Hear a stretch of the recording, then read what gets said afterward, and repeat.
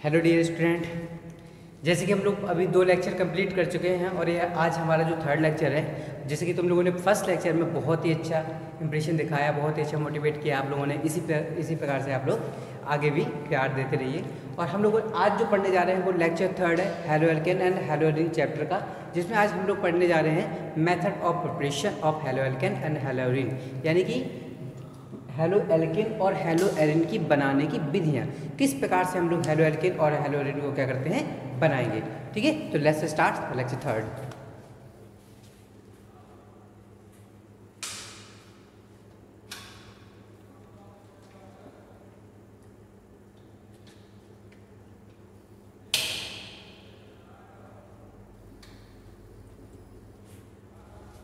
तो हम लोग बनाने जा रहे हैं मेथड ऑफ प्रिपरेशन की बात करते हैं। तो जिसमें अब लोग जो सबसे पहले पढ़ेंगे हम लोग, एक्चुअली हम लोग ऑर्गेनिक केमिस्ट्री की बात ही करते हैं। तो सबसे पहले जो क्लास 11 पे हमारा चैप्टर था वो हाइड्रोकार्बन था। ठीक है, उसके बाद में जो हम लोगों ने पढ़ा उस हाइड्रोकार्बन में एल्केन, एल्किन, एल्काइन के बारे में पढ़ा था। उसके बाद जो हम लोग 12th में आए तो सबसे पहला chapter hello alkene and hello arene है। तो हम लोग बनाने की विधियाँ भी जो है, यानी कि मेथड ऑफ प्रिपरेशन जो है उसी क्रम में चलेंगे। तो सबसे पहले इसलिए हम लोग पढ़ेंगे मेथड ऑफ प्रिपरेशन में फर्स्ट ये है कि formation of by haloalkane by the alkane. तो फ्रॉम एल्केन, तो सबसे पहले बनाएंगे हम लोग फ्रॉम एल्केन के द्वारा किस प्रकार से हैलो एल्केन का फॉर्मेशन होता है। इस प्रकार से हम लोग किसकी बात करें, डिस्कस करते हैं। ठीक है, तो जब भी बात करते हैं एल्केन की बात करते हैं तो एल्केन का फार्मूला, अगर जनरल फार्मूले की बात करते हैं तो क्या होता है, CnH2n+2। ये क्या होता है, हमारे एल्केन का क्या होता है, जनरल फार्मूला होता है। या अगर हम लोग इसमें n की वैल्यू 1, 2, 3 कुछ भी पुट करते हैं तो जो भी फार्मूला निकल के आएगा वो क्या होगा, हमारा एल्केन का जनरल फार्मूला होगा। जैसे अगर मैंने n = 1 पुट करा अगर इसमें,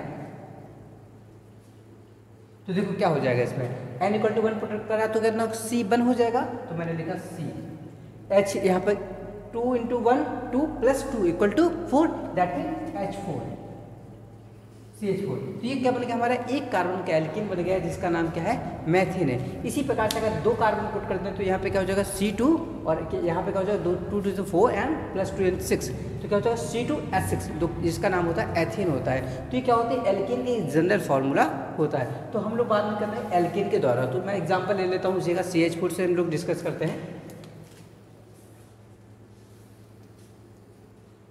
अगर हम कभी भी एल्केन की से हैलो एल्केन का फॉर्मेशन करना है तो इसमें रिएक्शन करा देंगे क्लोरीन के साथ में, फ्लोरीन के साथ में, ब्रोमीन के साथ में, या फिर आयोडीन के साथ में, in the presence of sunlight. इसमें किसकी लेते हैं, प्रेजेंस लेते हैं सनलाइट की। तो यहाँ पे मैंने रिएक्शन करा दी है Cl2 in the presence of sunlight.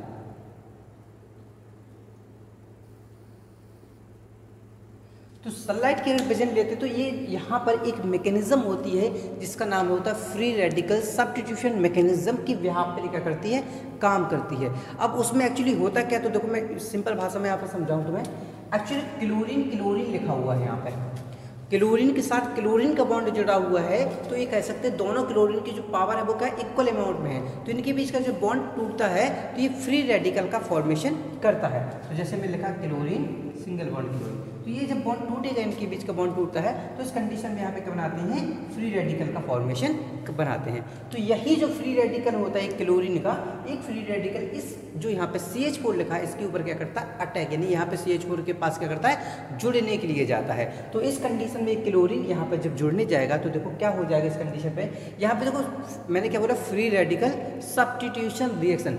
अब देखो फ्री रेडिकल का तो मतलब ये होगा कि फ्री रेडिकल का फॉर्मेशन हो गया, एक एक्स्ट्रा इलेक्ट्रॉन निकल के आ गया। सब्स्टिट्यूशन का मीनिंग क्या होता है, सब्स्टिट्यूशन का मतलब होता है एक को उस स्थान से हटाकर दूसरे को ले आना। जैसे कि हम लोग क्रिकेट वगैरह खेलते हैं, फुटबॉल खेलते हैं, कोई भी गेम की बात करते हैं तो उसमें क्या होता है, जब किसी प्लेयर को चोट लग जाती है ना, तो क्या करते हैं, किसी जो बाहर बैठा होता है स्टैंड बाई प्लेयर होता है, मतलब जो अंडर जो 15 लोगों की टीम सेलेक्ट होती है, तो उसमें से जो 4 लोग एक्स्ट्रा बैठे होते हैं उनको क्या कर लेते हैं हम लोग ग्राउंड पर बुला लेते हैं। तो वो उस प्लेयर को क्या होता है सब्स्टिट्यूट बाय लिख के, अगर कोई कैच ले लेता है या रन आउट करता है तो उसको क्या लिखते हैं सब्स्टिट्यूट बाय, मतलब वो क्या उस किसी एक प्लेयर को जिसको चोट लगी उसकी जगह वो खेलने आया हुआ है। उसी प्रकार से केमिस्ट्री में भी होता है, किसी प्रकार से क्या होगा, एक क्लोरीन क्या करेगा इस हाइड्रोजन को सब्स्टिट्यूट करके इसकी जगह पे क्या कर देता है जुड़ जाएगा। तो देखो क्या हो जाएगा, दो इसको मैं अगर सिंपल फॉर्म में लिखूं तो देखना कैसे हो जाएगा,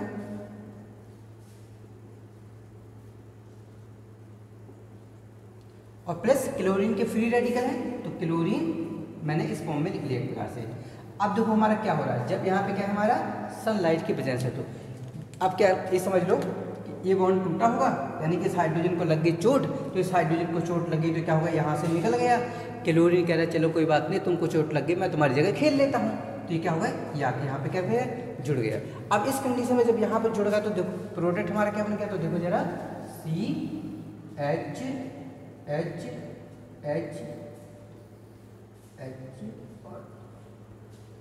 यहाँ पे क्या कर देते हैं, जो ये Cl यहाँ चला गया ये क्या होगा, यहाँ पे Cl लग गया है तो CH3Cl का फॉर्मेशन हो गया। और ये जो H निकला है ये क्लोरीन भी तो बचा है यहाँ पर, तो ये जो बचा हुआ क्लोरीन है ना इसके साथ में क्या करता है जुड़ जाता है, और जुड़ेगा तो क्या बना लेगा H और Cl के मिलके क्या बना लेता है HCl का फॉर्मेशन कर लेता है। तो क्या बन गया हमारा HCl का फॉर्मेशन हो गया। अब जो यहाँ पे बन गया इसका नाम क्या है, मेथिल क्लोराइड है, इसका नाम क्या है मेथिल क्लोराइड होता है इसका नाम। तो यहाँ पे क्या होगा मेथिल क्लोराइड का फॉर्मेशन हो गया। तो इसी चीज़ को मैं यहाँ पे लिख देता हूँ, ठीक है। तो क्या लिख दिया मैंने CH3Cl। ओके, तो आई थिंक ये समझ में आया होगा।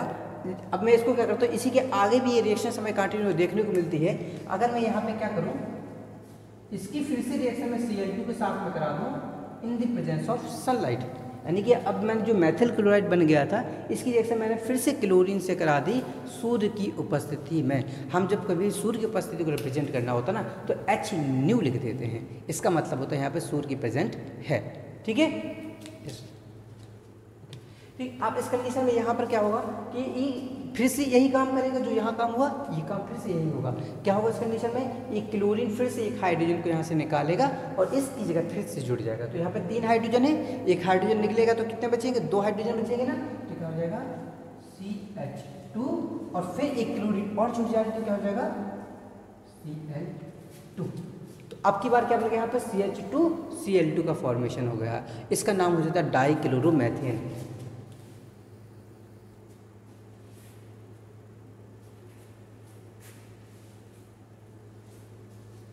ठीक है, इसका नाम क्या है डाइक्लोरोमेथेन। तो इस तरीके से ही क्या कर रहे हैं, इसको हम लोग यहाँ पर रिप्रेजेंट कर रहे हैं, ठीक है। उसके आगे और भी होते हैं तो उसको देख लेना थोड़ा जरूरी है।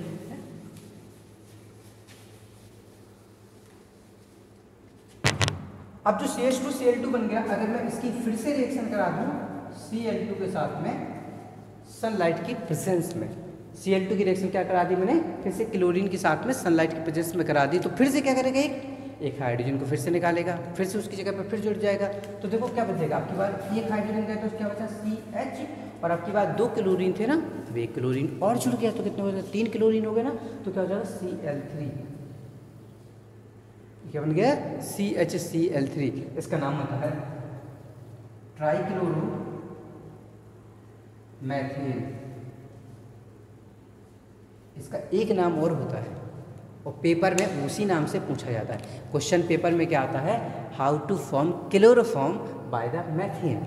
मैथेन से क्लोरोफॉर्म किस प्रकार बनाएंगे, तो मैथेन से क्लोरोफॉर्म बनाने के लिए ये 3 स्टेप का हमें रिएक्शन करना पड़ता है। इस तरीके से क्या होता है हमारा ये जो CH3Cl3 बनेगा, यही क्या है क्लोरोफॉर्म कहलाता है, इसी का नाम क्या है। और देखा होगा काफ़ी सारी मूवियों में देखते हैं कि क्या करते हैं, किसी को रुमाल पे ऐसा रखते हैं, ऐसे लगा देते हैं तो वो बेहोश हो जाता है। एक्चुअली बेहोश में क्या होता है, यही उस रुमाल में क्लोरोफॉर्म को रख देता है, क्लोरोफॉर्म को स्प्रे कर देता है तो उसमें रुमाल में क्लोरोफॉर्म का स्मेल हो गया। अब जैसे इसको रखा होगा तो क्या होगा, वो तुरंत क्या हो जाता है, बेहोश हो जाता है। तो क्लोरोफॉर्म का यूज़ कहाँ करते हैं हम लोग, बेहोशी की दवा के रूप में भी जानते हैं इसको। ठीक है, इसके द्वारा बेहोश हो जाता है कि किसी को इसको सुखा दो तो। ठीक है, अब एक हाइड्रोजन बचा, कहता है एक क्लोरीन, कहता है तुम हाइड्रोजन रखे कैसे हो, मैं तुम्हारी सारी हाइड्रोजन को अपने पास खींच लूँगा, एक भी हाइड्रोजन नहीं बचने दूंगा तुम्हारे पास। तो फिर से एक बार और होती है रिएक्शन इसकी।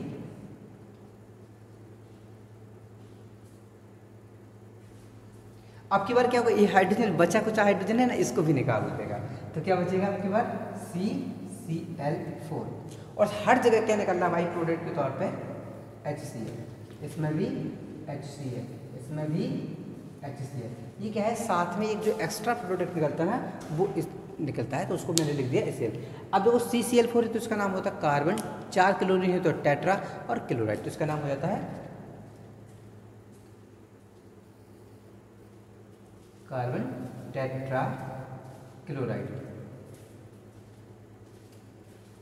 कार्बन टेट्रा क्लोराइड होता है। तो जब भी हमें एल्केन से अगर हमें एल्किल हैलाइड का फॉर्मेशन करना है तो हम इस रिएक्शन के द्वारा कर सकते हैं। ये मेथेन का था, मैंने 4 स्टेप में होती तो उसको 4 स्टेप में पूरा कर दिया। अगर मैं यहीं पे एक एग्जांपल और लूँ एथेन का लूँ तो उसमें केवल एक ही स्टेप हम लोग को एग्जाम में दिखाना होगा। लेकिन अगर एक्चुअली क्या होता, मैंने इसको इसलिए दिखाया है पूरा कि यहाँ पे पेपर में कन्वर्जन आता है और कन्वर्जन में बोलता है how to convert methane to chloroform.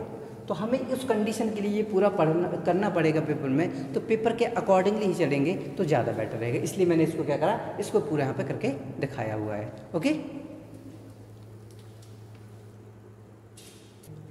Okay, तो हम लोग एक एग्जांपल और समझते हैं ज़रा, ठीक है। उसका देखो एग्जांपल में लेते हैं एथेन को लेते हैं, 2 कार्बन वाले, ठीक है। क्या लिखते हैं CH3 सिंगल बॉन्ड CH3। अगर इसकी भी रिएक्शन हम लोग क्लोरीन के साथ कराते हैं सनलाइट के प्रेजेंस में, तो अभी क्या समझे थे कि क्लोरीन अगर कभी भी सनलाइट के प्रेजेंस में होती है तो उस कंडीशन में क्लोरीन के कार्बनिक कंपाउंड से एक हाइड्रोजन को निकाल देती है और उसकी जगह पे खुद जुड़ जाता है, ठीक है। तो यही काम इसमें करेंगे। तो क्लोरीन इस हाइड्रोजन यहाँ से एक हाइड्रोजन को निकालेगा और इस हाइड्रोजन की जगह पे खुद वहाँ पर जुड़ जाएगा। तो देखो क्या बन जाएगा CH3 CH2, क्योंकि 3 हाइड्रोजन थी तो एक हाइड्रोजन निकाल दिया और उसकी जगह पे खुद आके जुड़ गया। तो क्या होगा CH2Cl। और देखो यहाँ से जो हाइड्रोजन निकला है ना, वो हाइड्रोजन यहाँ पे 2 क्लोरीन, तो अभी एक ही क्लोरीन का यूज़ करा ना, तो 1 क्लोरीन बची है ना, तो उसकी जगह पे क्या होता है, 1 क्लोरीन की जगह पे वो जुड़ जाता है, तो बन जाता है HCl। अब देखो नाम क्या होगा, नाम जरूरी, कभी भी पेपर में कोई भी रिएक्शन आती है तो नाम जरूर लिखा जाता है। इसका नाम क्या है, 2 कार्बन है तो एथेन, और इसका नाम क्या हो जाएगा क्लोरोएथेन।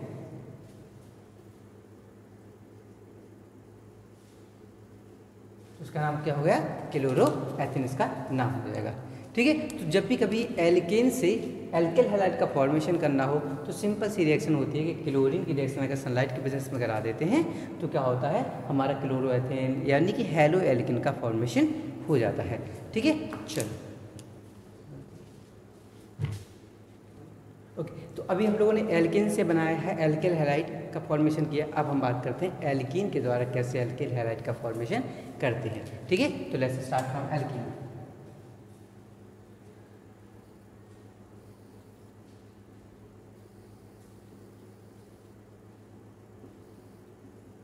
तो फ्रॉम एल्कीन के द्वारा कैसे बनाते हैं, तो एल्कीन होता क्या है, सबसे पहली बात तो ये है, तो एल्कीन का जो जनरल फॉर्मूला होता है ये क्या होता है CnH2n होता है। यानी कि अगर n बराबर 2 रखेंगे तो क्या बनेगा, देखो n बराबर 2 रखा तो 2 और 2 2 4, यानी कि क्या बनेगा हमारा C2H4।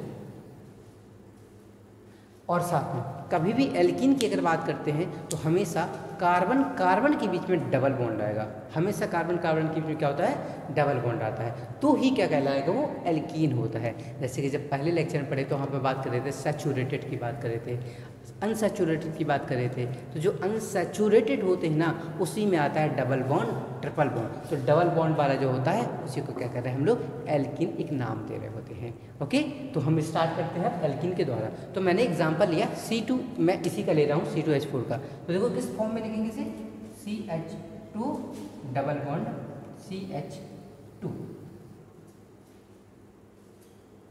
देखो CH2 देखो यही लिखा ना, दो कार्बन है 4 हाइड्रोजन है तो क्या होगा हमारा ये एथीन। इसका नाम क्या, 2 कार्बन, तो 2 कार्बन को क्या कहते थे, एथ कहते थे, और डबल बॉन्ड लगा होता तो क्या लगाते थे, ईन, तो इसका नाम क्या हो जाएगा, एथीन। ठीक है, इसका नाम क्या होगा, एथीन। अब हमें इससे बनाना है एल्केन हैलाइड, और एल्केन हैलाइड बनाने के लिए हमें किसकी जरूरत होती है, एक हैलोजन कंपाउंड होना चाहिए और कार्बन कार्बन के बीच में सिंगल बॉन्ड होना चाहिए। तो अब की बार हम ऐसा कोई कंपाउंड यहाँ पे ऐड करेंगे कि डबल बॉन्ड को तोड़ दे, क्योंकि डबल बॉन्ड से सिंगल बॉन्ड चाहिए ना, तो डबल बॉन्ड को तोड़ दे और इसकी जगह पे सिंगल बॉन्ड बनाने के लिए एक इलेक्ट्रॉन को इधर जोड़ना पड़ेगा, एक कंपाउंड एलिमेंट को, एक एलिमेंट को इधर। हम इसमें क्या कर देते हैं, एडिशन ऑफ हाइड्रोजन हैलाइड, मतलब हैलोजनिक एसिड अम्ल जो होते हैं उनका क्या कर देते हैं, योग कर देते हैं यहाँ पर। ठीक है, तो जैसे मैंने क्या कर रहा हूँ, देखो HCl, पहली वाली रिएक्शन में HCl निकल रहा था, इस वाली रिएक्शन में क्या करता है, HCl को जोड़ रहे हैं, है ना। तो देखो मैं क्या कर रहा हूँ, HCl। अब देखो अगर बात करें HCl की बात करते हैं, तो HCl को देखो तोड़ेंगे अगर, तो किस फॉर्म में टूटेगा, H के ऊपर प्लस आ जाएगा, क्लोरीन के ऊपर क्या आता है, माइनस आता है। रीजन क्या होगा, तो देखो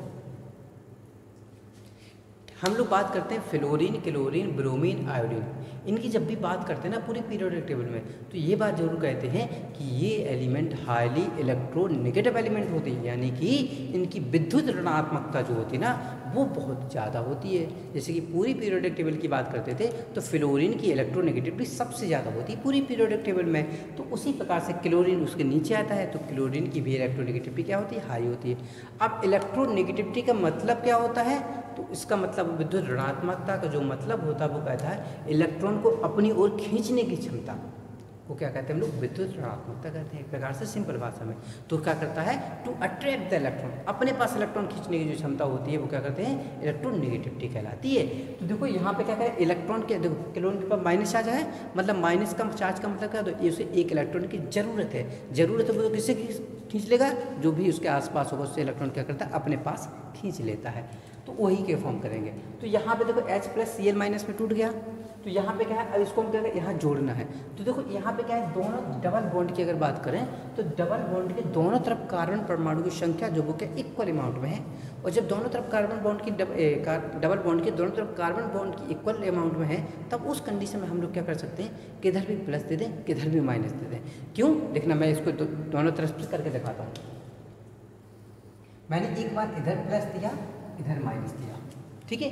अब इधर प्लस दे रहा हूँ इधर माइनस दे रहा हूँ, तो देखो क्या अपोजिट चार्ज हमेशा जुड़ते हैं ना, और सेम चार्ज क्या होते हैं, हमेशा धक्का देते हैं। जैसे कि अगर चुम्बक की बात करते हैं, अगर जैसे मान लो ये मेरी चुम्बक है, तो मेरे पास ये क्या है, चुम्बक है, तो क्या ये अगर मैं सेम पोल की बात करूँ, यानी कि सेम पोल है, यानी कि ढक्कन की बात करूँ, तो अगर मैं इसको चिपकाना चाहूँगा चुम्बक में तो नहीं चिपकेंगे, लेकिन जैसे क्या करूँगा, उल्टे पोल होते हैं, एक नॉर्थ पोल एक साउथ पोल की अगर बात करूँ, इनको चिपकाऊंगा तो फटाक से चिपक जाते हैं। तो उसी प्रकार से क्या होता है, सेम जब धनात्मक आवेश या फिर ऋणात्मक आवेश की बात करेंगे तो वो कभी नहीं जुड़ते, लेकिन एक धनात्मक एक ऋणात्मक है तो फटाक से जुड़ जाते हैं। तो वही काम यहाँ करेंगे। तो ये माइनस वाला किस पे भेज देंगे हम लोग, प्लस पे, और ये प्लस वाला कहाँ भेज देंगे, इस माइनस पे। तो देखो क्या बन गया, CH2 पहले से था, एक हाइड्रोजन और मिल गया, कितना बन गए, CH3 बन गया है,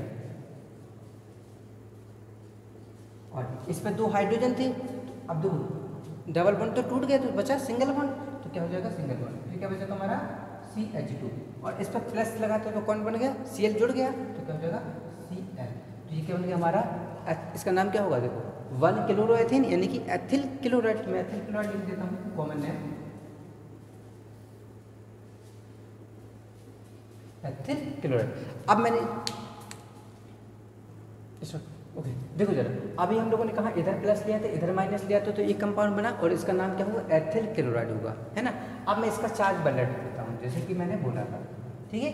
अब मैं क्या कर देता हूँ, इधर प्लस कर दिया है मैंने, इधर माइनस कर दिया है, तो भी देखो कंपाउंड क्या बनेगा, देखो CH2 पे प्लस है तो कौन जुड़ेगा, क्लोरीन जुड़ेगा ना, तो क्या हो जाएगा CH2 पे Cl, और यहाँ पे क्या है, 2 हाइड्रोजन है, इस पे माइनस है तो कौन जुड़ गया, प्लस वाला जुड़ गया, तो कितना हो जाएगा, देखो CH2 एक हाइड्रोजन और मिल गया, तो कितना हो जाएगा, CH3 हो जाएगा ना, तो CH3। और जब हम लोगों ने कल IUPAC नाम पढ़ा तो हम लोगों ने क्या कहा था कि नंबरिंग उधर से करते हैं जहाँ से हैलोजन परमाणु पास में होता है, यही बोले थे ना। तो उसके अकॉर्डिंगली नंबर कहाँ से करना चाहिए हमें, यहाँ से 1 2, क्या नाम हो जाएगा, 1 क्लोरोएथेन, क्या नाम होगा इसका, तो देखो इसका नाम क्या हो जाएगा 1 क्लोरोएथेन, और इसका भी नाम क्या देखो 1 क्लोरोएथेन, तो दोनों नाम क्या है, सेम है। तो इसी वजह से हम लोग किसी भी तरफ ले सकते हैं जब भी क्या हो वो सैचुरेटेड हाइड्रोकार्बन होता है, ठीक है।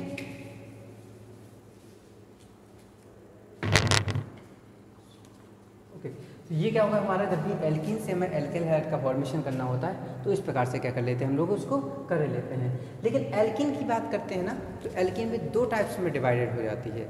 एल्कीन की अगर बात करते हैं तो कितने टाइप में डिवाइडेड होता जाती है, दो प्रकार में डिवाइडेड हो जाएगी। तो दोनों को क्या करेंगे, अलग अलग रूल से पढ़ते हैं, तो दोनों को हम लोग क्या करते हैं, डिस्कस करते हैं इसमें। ओके, तो एल्कीन की अगर बात करते हैं तो 2 पार्ट में डिवाइडेड हो जाती है। एक को कहते हैं हम लोग सिमेट्रिकल एल्कीन और एक को कहते हैं हम लोग अनसिमेट्रिकल एल्कीन कहते हैं, यानी कि सममित एल्कीन और असममित एल्कीन कहते हैं हम लोग उसको, ठीक है। तो सबसे पहले हम बात करते हैं सिमेट्रिकल यानी कि सममित एल्कीन के द्वारा हम एल्किल हैलाइड की बात करते हैं। ये बहुत इंपॉर्टेंट है पेपर में, इसमें से तुम्हारा पेपर में क्वेश्चन आता ही आता है, चाहे वो सिमेट्रिकल का या फिर इनसिमेट्रिकल का। देखो क्यों आता है, तो देखो मैं बताता हूँ क्यों आता है।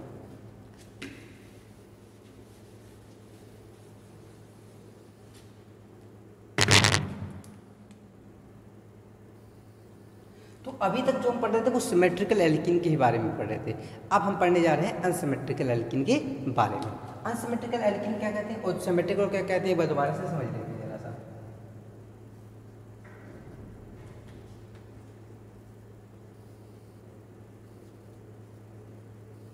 यहाँ पे देखो मैंने 2 एल्कीन लिखी हुई हैं। एक एल्कीन में क्या है, यहाँ पर देखो डबल बॉन्ड की दोनों तरफ कार्बन की संख्या 1-1 है, और यहाँ देखो डबल बॉन्ड की दोनों तरफ, एक तरफ तो देखो 2 कार्बन है और एक तरफ क्या है, 1 कार्बन है। जब भी इस तरीके की कोई कंडीशन बनती है तो इसी को कहते हैं हम लोग अनसिमेट्रिकल एल्कीन, यानी कि डबल बॉन्ड के दोनों तरफ कार्बन की संख्या अलग अलग हो तो उसे कहते हैं असममित एल्कीन, अनसिमेट्रिकल एल्कीन। और अगर डबल बॉन्ड की दोनों तरफ कार्बन की संख्या समान होती है तो उसे कहते हैं हम लोग सिमेट्रिकल एल्कीन कहते हैं, ठीक है। तो इस चीज़ को कहते हैं हम लोग सिमेट्रिकल, यानी कि कार्बन के डबल बॉन्ड के दोनों तरफ नंबर ऑफ कार्बन अगर इक्वल अमाउंट में होते हैं तो उसे कहते हैं सिमेट्रिकल, और डबल बॉन्ड के दोनों तरफ कार्बन की संख्या अगर डिफरेंट होती है तो उसे क्या कहते हैं हम लोग अनसिमेट्रिकल कहते हैं। तो अभी जो पढ़े थे वो सिमेट्रिकल का एग्जाम्पल था, अब बात करते हैं अनसिमेट्रिकल की बात करते हैं, ठीक है।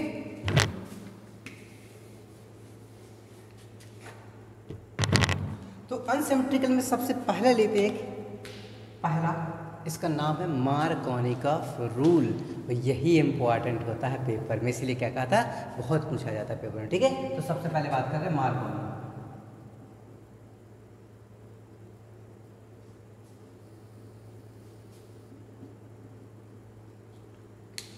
ठीक है। तो मार्कोनिकॉफ रूल के अकॉर्डिंगली किसकी बात होती है, क्या बात होती है, तो ये कहते हैं अनसिमेट्रिकल एल्कीन में हाइड्रोजन हैलाइड का एडिशन कुछ इस टाइप से करना है। देखो कैसे करना है, अनसिमेट्रिकल एल्कीन, इस एग्जांपल ले रहा हूँ, CH3CH डबल बॉन्ड CH2 का हाइड्रोजन हैलाइड का एडिशन यानी कि HCl का एडिशन अलग करना है। तो किस प्रकार करते हैं, तो ये कहते हैं according to the Markovnikov rule addition of hydrogen halide, ठीक है, negatively part of the reagent is going on that carbon who has the less number of hydrogen atom.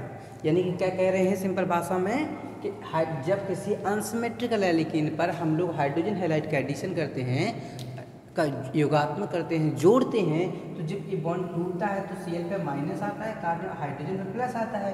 तो कहते हैं जो ऋणात्मक भाग होता है हमारे जुड़ने वाले अभिकर्मक का ऋणात्मक भाग होता है, ये उधर जाता है जिसके पास हाइड्रोजन की संख्या कम होती है। तो किसकी बात करेंगे, यहाँ पे देखते हैं, ठीक है। तो इधर देखो 1 हाइड्रोजन, इधर कितने हैं, 2 हाइड्रोजन, तो इसके पास हाइड्रोजन की संख्या कम है ना, यानी कि ये वाला बॉन्ड जब टूटेगा तो इस पे कौन जुड़ेगा, क्लोरीन जुड़ने आएगा, इस पे कौन जुड़ेगा, क्लोरीन। क्योंकि देखो क्या बोला, किसी भी असममित एल्कीन पर जुड़ने वाला है हाइड्रोजन हैलाइड का ऋणात्मक भाग उधर जोड़ता है जहाँ पर हाइड्रोजन परमाणु की संख्या कम होती है, तो कम होती यहाँ पर है, ठीक है। तो ये यहाँ पर जुड़ेगा, अब जुड़ेगा तो ये माइनस वाला है तो इस पर क्या आना चाहिए, प्लस, क्योंकि अपोजिट चार्ज ही जोड़ते हैं, तो ये प्लस, इस पर आ गया माइनस। तो इनका एडिशन कर देते हैं, तो देखो क्या लिख देंगे, CH3CH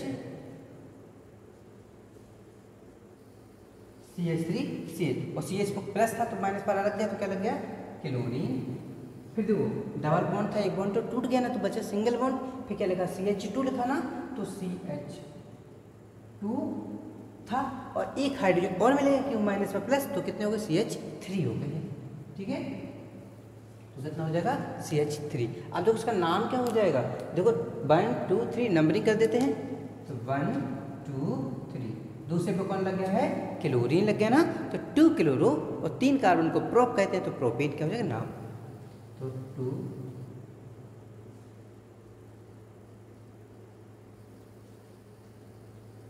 2 chloropropane is the right answer for this question. Okay, तो इसको कहते हैं हम लोग मार्कोनिकॉफ रूल कहते हैं। तो मार्कोनिकॉफ रूल को एक बार और देख लो, क्या कहता है, किसी भी अनसिमेट्रिकल एल्कीन पर, किसी भी असममित एल्कीन पर जुड़ने वाला हमारा हाइड्रोजन हैलाइड का ऋणात्मक भाग उधर जुड़ेगा, नेगेटिवली पार्ट उधर जुड़ेगा जहाँ पर हाइड्रोजन की संख्या कम होती है। कहाँ पर कम है, यहाँ पर, तो ये Cl यहाँ लग गया है दूसरे कार्बन पर, और हाइड्रोजन कहाँ लग गया, जहाँ पर हाइड्रोजन की संख्या क्या होती है, ज़्यादा होती है। इसको कहते हैं हम लोग मार्कोनिकॉफ रूल कहते हैं। तो मार्कोनिकॉफ रूल में यहाँ पे लिख देंगे कि MR, मतलब ये रिएक्शन जो भी है वो मार्कोनिकॉफ रूल के अकॉर्डिंगली हम लोगों ने यहाँ पर करी हुई है। ठीक है, ये हमारा क्या है, मार्कोनिकॉफ रूल है। पेपर में बहुत आता है, डेफिनेशन एग्जाम्पल लिखना जरूरी है। तो डेफिनेशन इंग्लिश में क्या लिखेंगे, definition addition unsymmetrical alkene, addition of, नहीं इसको इंग्लिश में लिखोगे, addition of hydrogen halide in unsymmetrical alkene is negatively part of the region is going on that carbon who has the less number of hydrogen atom. बाकी मैंने notes के लिए बोला, ये तुम लोग से अगर टेलीग्राम जो चैनल ज्वाइन कर लेना, वहाँ पे मैं सारे नोट्स तुम लोग को क्या कर दूंगा, प्रोवाइड करा दूंगा। ओके, तो अब बात करते हैं हम लोग एंड दूसरा जो रूल है उसकी बात करते हैं। ठीक है,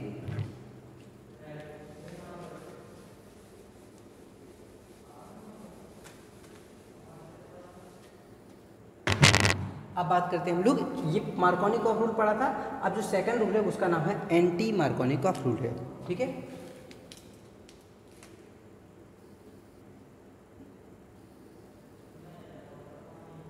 तो क्या नाम है, एंटी मार्कोनिकॉफ रूल है। अब इसमें भी क्या कहता है, इसमें भी कह रहा है अनसिमेट्रिकल एल्कीन, इसमें भी बात किसकी है, अनसिमेट्रिकल एल्कीन।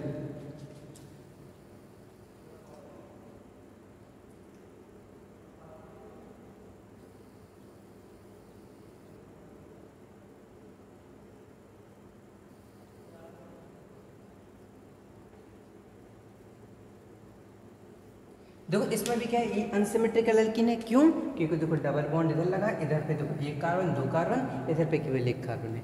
और डबल बॉन्ड के दोनों तरफ कार्बन की संख्या अगर भिन्न भिन्न होती है, अलग अलग होती है, तो उस कंडीशन में अनसिमेट्रिकल एल्कीन कहलाता है वो, है ना। और इस पे एडिशन किसका कर रहे हैं, HBr का कर रहे हैं आपकी बार एडिशन। ठीक है, तो इस चीज़ को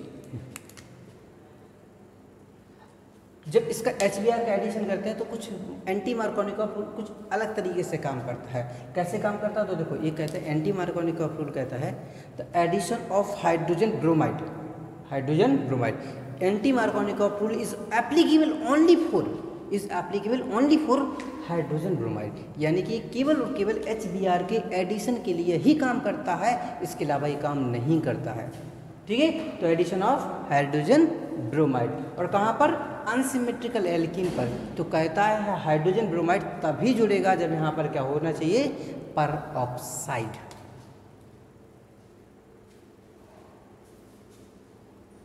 यहाँ पर परऑक्साइड की प्रेजेंट मांगता है, विदाउट परऑक्साइड ये होता नहीं है। इसमें परऑक्साइड के तौर पे हम लोग लेते हैं बेंजोइल परऑक्साइड को यहाँ पर लेते हैं। ठीक है, तो फिर जुड़ेगा क्या, अब इसमें कहता है negatively part of the region, तो ये नेगेटिवली है, ये क्या पॉजिटिवली है। ये कहता है negatively part of the reagent is going on that carbon who has more number of hydrogen atom.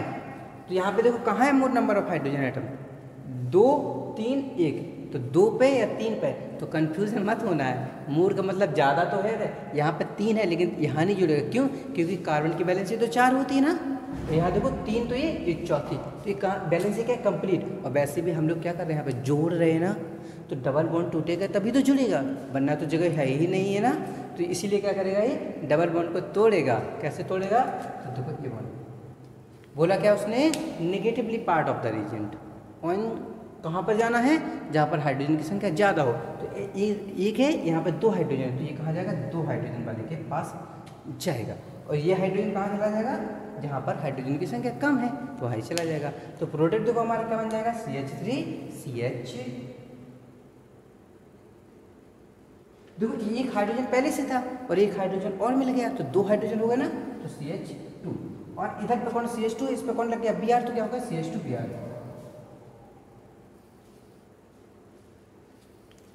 तो क्या हो गया हमारा? CH2Br हो गया। तो ये क्या बन गया हमारा? एंटी मार्कोनिकॉफ रूल का प्रोडक्ट बन गया है। नाम क्या हो जाएगा? देखो उसका नाम क्या है? इसका 3 कार्बन है, नंबरिंग 1 2 3।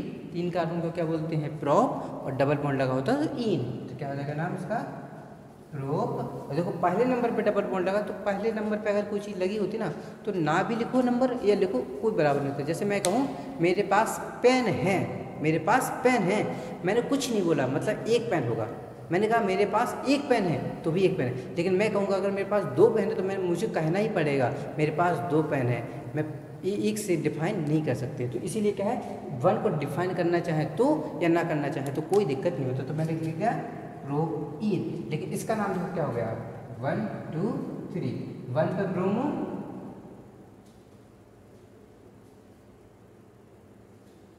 और 3 कार्बन है तो प्रोप। अब जब उसका सिंगल सिंगल बॉन्ड लगाना तो एन लगाना पड़ेगा, तो प्रोपेन। तो 1 ब्रोमो प्रोपेन क्या होगा? इसका नाम हो जाएगा। ठीक है, तो इसे क्या कहते हैं हम लोग? एंटी मार्कोनिकॉफ रूल कहते हैं। इस चीज़ को याद रखना। अब देखो इसमें एक कंडीशन क्या है? पेरोक्साइड की प्रेजेंट होनी चाहिए, पहली कंडीशन। दूसरी कंडीशन क्या है? Anti Markovnikov rule is only applicable for HBr, यानी कि HBr के लिए ही एप्लीकेबल होता है पूरा एंटी मार्कोनिकॉफ रूल। इसके अलावा किसी के ना HCl के लिए, ना HBr के लिए, ना किसी के लिए। अगर लेकिन मार्कोनिकॉफ होता है तो HCl भी जोड़ दो, HBr भी जोड़ दो, HI भी जोड़ दो, HF भी जोड़ दो, वाटर भी जोड़ दो, कोई चीज़ जोड़ दो, कोई दिक्कत नहीं होता। लेकिन एक केवल HBr के लिए एप्लीकेबल होता है। साथ में पर ऑक्साइड भी लिखा हुआ होगा। अगर कभी क्वेश्चन आ जाए एग्जाम में,